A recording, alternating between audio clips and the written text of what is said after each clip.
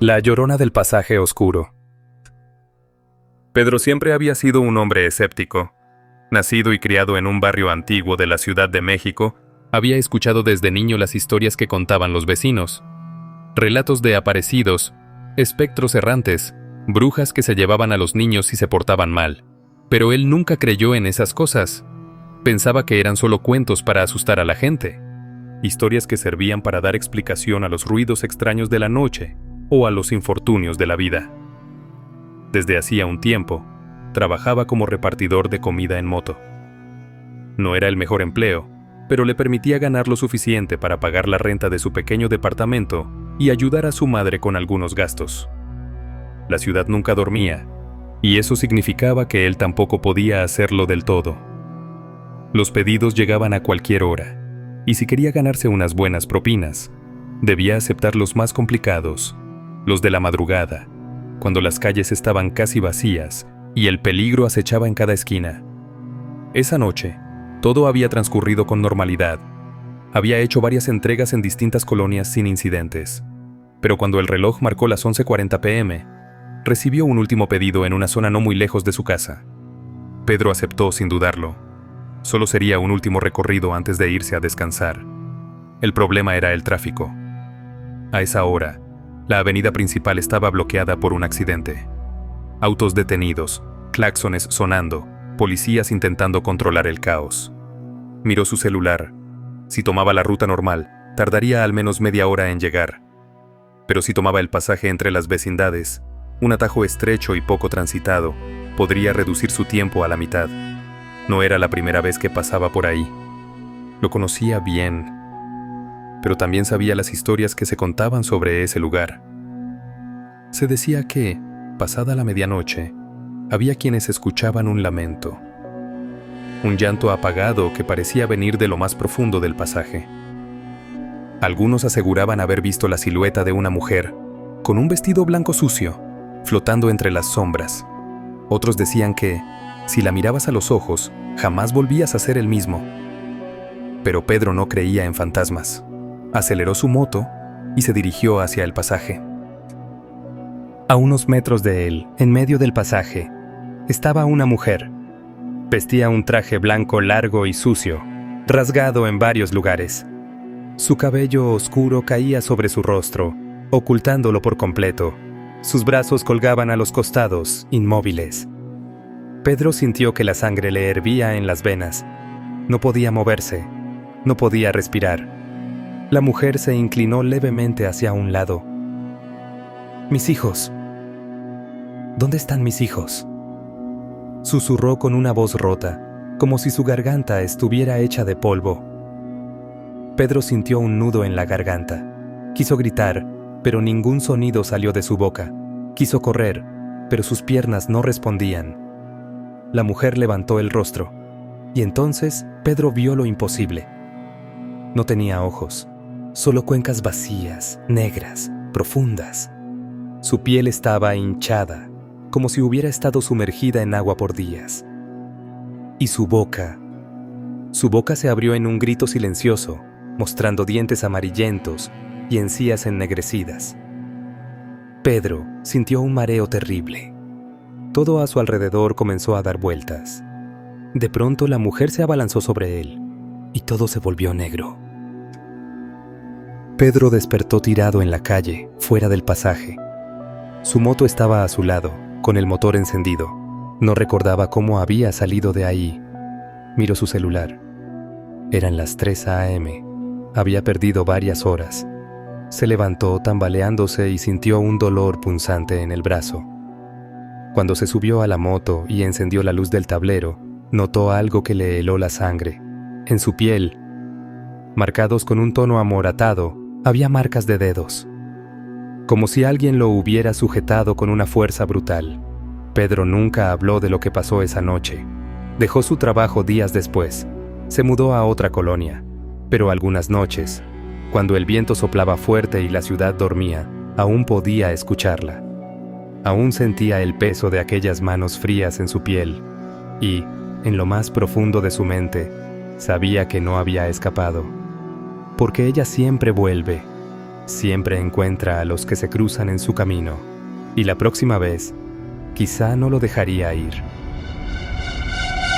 La Llorona del Río Maldito. Julio siempre había sido un hombre de campo. Creció en un pequeño pueblo rodeado de cerros y ríos, donde la vida era tranquila y los días pasaban entre el trabajo en la milpa y las charlas en la plaza. Desde niño había escuchado las historias que los ancianos contaban alrededor del fogón, relatos de brujas que se llevaban a los niños, de luces errantes en los caminos y, sobre todo, de la Llorona. Decían que, cuando la noche caía y el viento soplaba fuerte, su lamento podía escucharse a lo lejos, flotando sobre los ríos y los campos. Que si la oías cerca, significaba que estaba lejos, pero si la escuchabas lejos, era porque estaba justo detrás de ti. Julio nunca creyó en esas historias. Pensaba que eran cuentos para asustar a los niños y evitar que se alejaran por la noche. Pero todo cambió la madrugada en que decidió cruzar el río Maldito. Julio había salido tarde de la cantina del pueblo. Había bebido más de la cuenta, pero aún tenía fuerzas para caminar de regreso a su casa, que quedaba al otro lado del río. Lo lógico habría sido tomar el camino largo, el que pasaba por el puente de piedra, pero esa ruta sumaba casi 1 hora más de trayecto. La otra opción era el vado, un cruce natural donde el agua apenas llegaba a las rodillas. Era un atajo que usaban los campesinos durante el día, pero de noche nadie se atrevía a pasar por ahí. Decían que el agua se volvía oscura, que se sentía más fría de lo normal, y que a veces, si ponías atención, podías ver una sombra blanca flotando entre la bruma. Julio se rió al recordar las historias. Puros cuentos, murmuró. Ajustó su sombrero y comenzó a caminar hacia el vado. La luna brillaba con intensidad, iluminando el camino con una luz blanquecina. A lo lejos, los grillos cantaban y el viento soplaba suavemente entre los árboles. Era una noche como cualquier otra, pero cuando llegó al río, algo cambió. El aire se tornó pesado, más denso. El sonido de los grillos desapareció de golpe. Julio se detuvo. Miró a su alrededor. El agua del río fluía con normalidad, reflejando el resplandor de la luna. Pero el silencio era absoluto. No se escuchaba nada, ni insectos, ni aves nocturnas, ni siquiera el murmullo del viento. Era como si el mundo entero contuviera la respiración. Un escalofrío le recorrió la espalda. Por primera vez en su vida, sintió miedo. Apretó los puños, tratando de calmarse. «No seas cobarde, Julio», se dijo a sí mismo. Dio un paso hacia el agua. La corriente le mojó las botas, helada como si viniera de una montaña lejana. Respiró hondo y siguió avanzando. El agua le cubrió las rodillas. La sensación de opresión en el aire aumentó. Y entonces la oyó. Un lamento. Lejano, apagado, como si el viento lo trajera desde algún lugar escondido entre los cerros. Julio sintió un nudo en el estómago. Se quedó quieto en medio del río. El lamento se repitió. Esta vez más cerca, más claro. Era el llanto de una mujer, un gemido de dolor y angustia que parecía envolverlo en la oscuridad de la noche. Julio sintió que el frío del agua subía por su cuerpo, helándole los huesos. Miró a su alrededor, pero no vio nada, solo el reflejo de la luna sobre la superficie del río. Intentó moverse, pero sus piernas no respondieron. El lamento volvió a sonar. Ahora, justo a su espalda. Julio sintió la piel erizarse. No quiso mirar. No quiso comprobar lo que ya sabía. Pero sus ojos, traicionándolo, comenzaron a girarse poco a poco. Y ahí estaba. A unos metros de él, en la orilla opuesta, una mujer estaba de pie, alta, delgada, cubierta por un vestido blanco empapado, que se pegaba a su piel como si acabara de salir del agua. Su cabello largo y oscuro caía sobre su rostro, ocultándolo por completo. Pero Julio sintió que lo miraba. El agua alrededor de ella era oscura, negra como la brea. El viento se detuvo. El mundo entero pareció quedar suspendido en el tiempo. Y entonces, la mujer se movió. No caminaba, flotaba, deslizándose lentamente sobre el agua, sin hacer ruido. Julio sintió un espasmo de terror. Quiso correr, gritar, moverse, pero su cuerpo estaba paralizado. La mujer avanzó. El agua negra la seguía, extendiéndose como una sombra alrededor de su figura. Y entonces, con un movimiento lento y antinatural, inclinó la cabeza a un lado. Julio sintió que su corazón iba a estallar. La mujer levantó los brazos, con movimientos espasmódicos, como si sus huesos estuvieran rotos. Y su llanto, ese lamento eterno, se transformó en un alarido desgarrador. Julio gritó. El sonido lo sacudió hasta el fondo de su alma. De pronto, el agua negra lo envolvió. El frío era insoportable. Sintió que algo lo sujetaba, que lo arrastraba hacia lo más profundo del río. Pataleó, forcejeó, intentó gritar, pero su boca se llenó de agua helada. La última imagen que vio antes de perder el conocimiento fue la silueta de la mujer, flotando sobre él, mirándolo con ojos vacíos. Julio despertó en la orilla del río. Su cuerpo estaba empapado, cubierto de lodo y hojas secas. El sol ya comenzaba a salir. Se incorporó con esfuerzo, sintiendo el cuerpo entumecido. Miró el río. El agua fluía tranquila, como si nada hubiera pasado. Pero él lo sabía. No había sido un sueño. Se llevó las manos al cuello, sintiendo una presión punzante. Cuando bajó la vista, vio las marcas. Dedos. Marcas de dedos amoratados alrededor de su garganta. Alguien había intentado ahogarlo. O algo. Julio nunca volvió a cruzar el río por la noche, pero con el tiempo comenzó a notar algo extraño.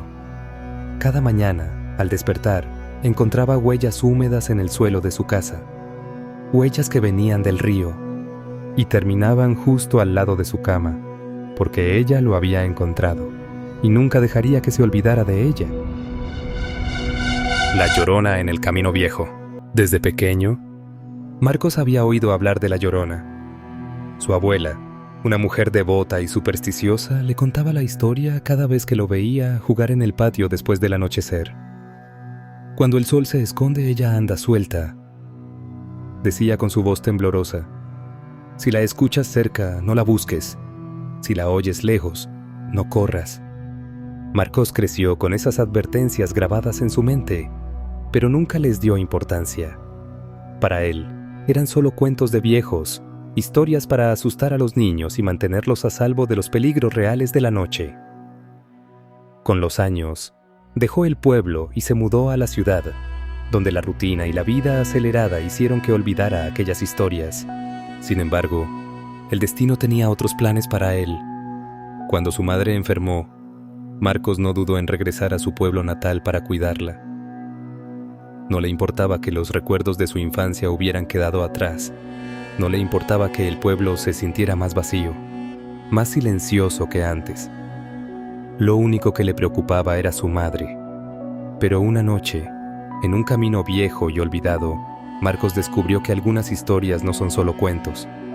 El pueblo donde Marcos creció era pequeño, con calles angostas y casas de adobe que parecían atrapadas en el tiempo.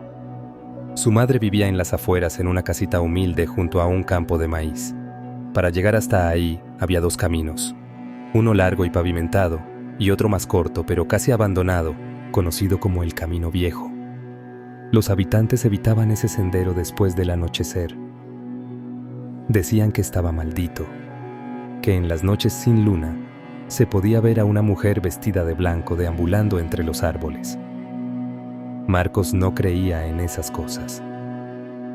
Aquella noche, después de visitar a su madre, decidió tomar el atajo. Eran casi las 11:30 p.m.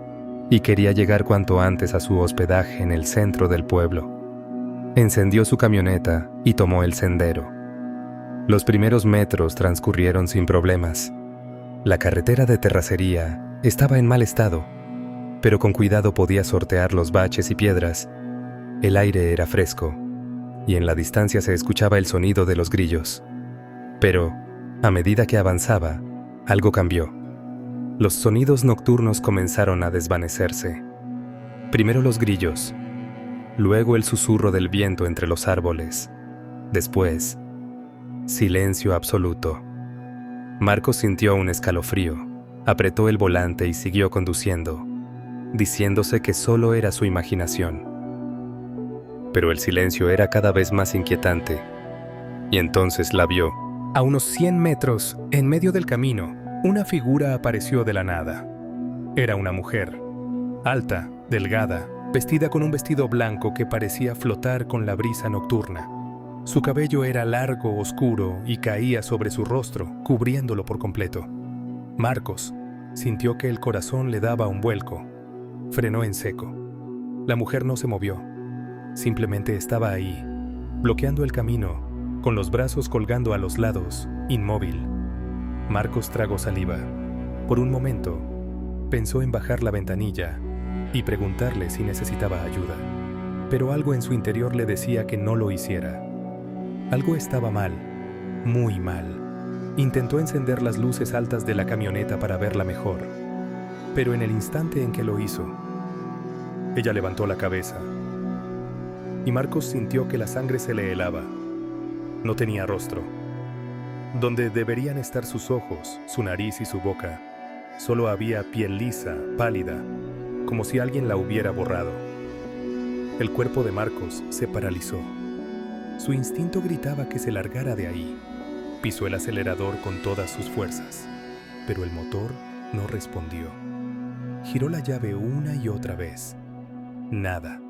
El miedo se convirtió en pánico. La mujer comenzó a moverse. No caminaba, flotaba lentamente hacia él. Y entonces abrió la boca. O mejor dicho, la piel donde debería estar su boca se desgarró de golpe. Y un grito desgarrador llenó el aire. Un lamento tan agudo, tan inhumano, que hizo que los oídos de Marcos zumbaran y que su pecho se apretara como si le hubieran quitado el aire. Marcos gritó y siguió intentando arrancar la camioneta, pero no servía de nada. Ella estaba cada vez más cerca. Su vestido comenzó a moverse con violencia, como si una ráfaga de viento la envolviera. Su cabello flotó en el aire, revelando unas cuencas vacías y profundas en su rostro, y entonces su lamento cesó. Se quedó en silencio, justo frente al parabrisas, y lentamente levantó una mano. Sus dedos eran largos, huesudos, con uñas negras y afiladas. Golpeó el vidrio. El sonido resonó en el silencio como un trueno. Marcos sintió que el corazón se le iba a salir del pecho. Volvió a girar la llave desesperadamente. La camioneta rugió de pronto. Sin pensarlo, pisó el acelerador a fondo. El vehículo avanzó bruscamente y la mujer desapareció. Marcos no miró atrás. Manejó sin detenerse hasta llegar al pueblo. Cuando por fin llegó a su hospedaje, bajó del auto temblando. Se metió en su habitación, cerró la puerta con seguro y se dejó caer en la cama, tratando de calmarse. Estuvo despierto toda la noche, con el sonido de aquel lamento aún resonando en sus oídos. Pero lo peor llegó a la mañana siguiente. Cuando bajó al estacionamiento y revisó su camioneta, sintió que el alma se le iba del cuerpo. En el parabrisas, justo donde la mujer había golpeado, había una marca. Una huella de mano, negra y alargada, impresa como si algo inhumano la hubiera dejado ahí. Pero lo más aterrador es que la marca estaba por dentro. Marcos dejó el pueblo esa misma tarde. Nunca volvió. Pero con el tiempo, comenzó a notar algo inquietante. A veces, en la noche, cuando estaba solo en su departamento en la ciudad, sentía algo extraño. Una sensación de frío, un silencio absoluto, y el vago sonido de un lamento. Lejano al principio, pero acercándose cada vez más. Porque la Llorona no solo habita en los ríos y caminos oscuros. Si la ves una vez, nunca se aparta de ti, y tarde o temprano, vuelve por aquellos que se cruzaron en su camino.